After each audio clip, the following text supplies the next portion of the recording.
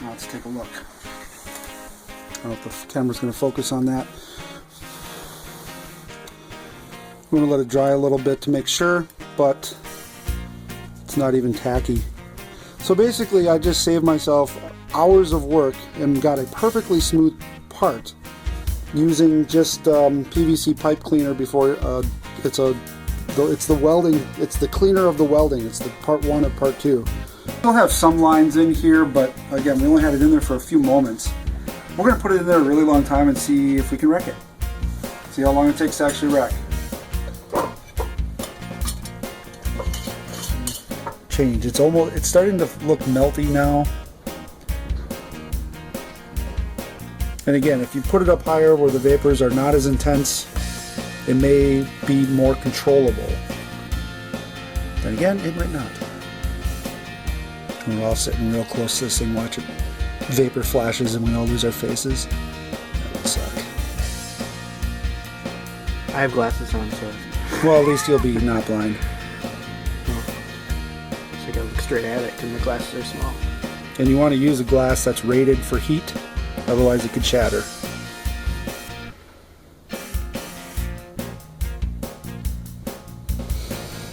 I don't see any of the part actually melting yet, but it's starting to look kind of sad. It's droopy.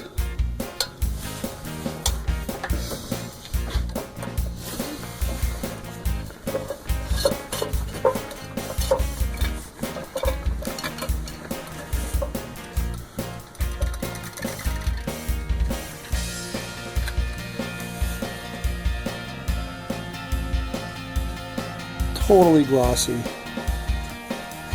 And now we're starting to actually see some of the stuff melt off.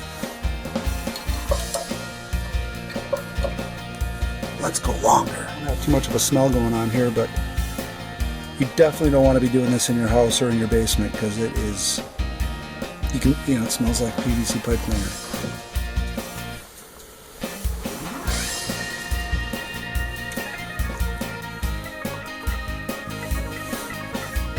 Yeah, it's gooey now. But the stuff flashes off real fast. You can see the lines are completely gone on that top. But that was in there way too long. Like I said, afterwards, after you see the print, it's nice and hard again. It may make it a little bit brittle, but this is the most awesome way to do stuff.